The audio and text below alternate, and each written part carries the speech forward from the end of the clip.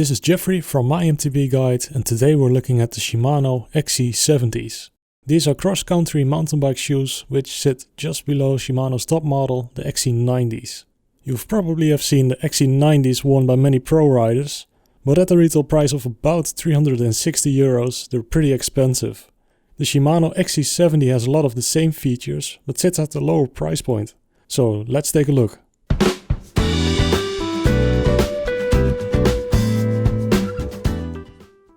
Starting with the unboxing. Well, in a shoebox you would expect a pair of shoes, but there's a little bit more in this box. Starting with a Shimano bag, some paperwork and waterproof sheets which you put inside of your shoes after you mount your SPDs, mounting materials for your SPDs, arch pad options for your insole, and lastly, the Shimano XC70s. The Shimano XC70 sits at the upper range of the Shimano lineup of cross-country mountain bike shoes. It sits just above the XC61, which isn't a custom fit shoe, and just behind the top model, the XC90. Looking at custom fit mountain bike shoes from Shimano, you currently only have two options, the XC70 or the XC90. Here is a comparison between the two, and the difference between the two isn't as big as you might expect. As you can see in this comparison, most of the important features are quite similar or the same. The biggest difference are in the upper material and in the sole. For the uppers, Shimano uses a material that they call Rovenica. Without getting all fancy about ultra-fine fibers and excellent elasticity, Rovenica doesn't absorb water like leather does, and it has a higher abrasion resistance. While the XC90 has a full carbon sole, the XC70 has a carbon cleat area and a composite sole. I tried them on both at the store, but I could barely tell the difference between them in stiffness.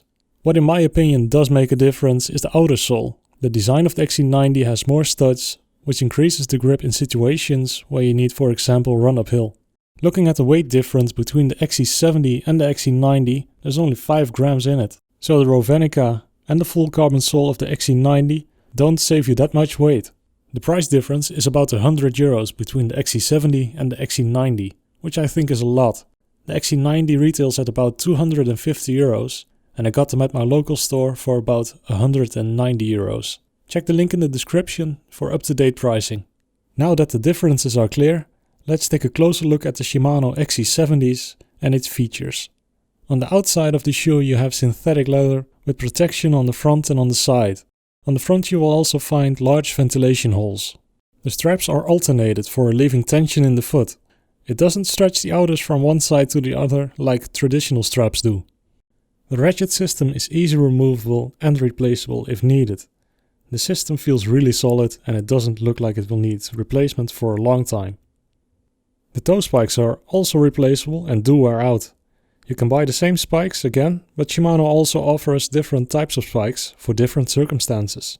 The heat moldable insole has 2 insert options for you to choose from, red or yellow. Yellow is a low arch and red is a high arch. Choosing one or the other has a big impact on the fit of the shoes. Shimano states that a pair of XC70s at size 40 weigh 632 grams. I weighed my XC70s size 45 and they came in at 775 grams. If you are considering the XC70s, chances are you want a heat moldable shoe. This has been done for a longer period of time for cyclists, but now it's more accessible for the general public. So, how does it work? The shoes are made from a special material that becomes moldable when heated to a certain temperature. And when cooled down they hold the new shape for a long time.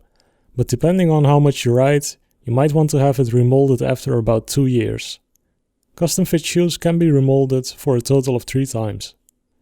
The custom fitting process isn't something you do at home, but at a Shimano dealer where they have a special oven for heating shoes. They heat the oven to about 100 degrees Celsius before placing the shoes and the insoles in the oven. A protective toe cap is added to prevent the nose from the shoe from collapsing during the vacuum process. The shoes are now placed in the oven for about 3 minutes to get up the temperature. I was expecting the shoes to be really hot and somewhat uncomfortable because of the heat. But when they came out of the oven and had to put them on, they weren't that hot at all. You have to act quickly when the shoes come out of the oven, since the material is still soft and rapidly cooling down. After putting on the shoes like you regularly do, a bag is wrapped around your shoes and you have to stand up. A vacuum pump is turned on, pulling all the air out of the bag and putting pressure on the outside of the shoe, so that the shoe can shape to your feet. This takes about 2 to 5 minutes before the shoes are custom fit and cooled down enough, which completes the custom fit process. I've been riding with these Shimano XC70s for about 4 months now, and the performance of the XC70s is solid. I tried the shoes before letting them custom fit, and the fit was decent and pretty comfortable. There's a decent amount of padding in the shoes, but the heel area wasn't providing much grip, causing my heel to lift a bit while sprinting. This was the main reason for getting the shoes custom fit, as well as evening out the pressure on my feet with the heat moldable insoles. The result was impressive. The small changes to the insole and the uppers made the XC70s go from a good to a great fitting shoe. The insoles are now formed to my feet, with any hot spots being evened out.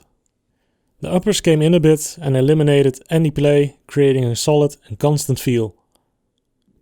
During the custom fit process, some creases in the shoe can appear depending on how much the uppers need to shape to your feet. In my case, it's barely visible, as you can see here. The stiffness of the XC70 is great for competitive mountain bikers, but you don't want to be walking on them for too long. For just running up an incline for a few meters, the XC70s perform well, but I'd prefer something grippier. The standard toe spikes don't really dig in, and the treads fill up with mud easily. This is a point where the more expensive XC90 has the upper hand with additional spikes. The overall performance of the Shimano XC70 is great.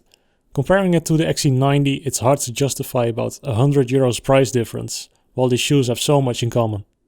Looking at the price of €189, what I paid for these shoes, still on the high side, but the features and the build quality make that these shoes will last for a long time. This was my review of the Shimano XC70s. If you liked this video, please hit that like button and consider subscribing if you haven't yet. This is the first product review of my MTB guide, and there will be more in the future. My MTB guide brings you product reviews, how-tos and track highlights, so if that's what you're into, definitely subscribe and you'll be notified when a new video goes online. Thanks for watching, have a nice day, and I'll see you next time.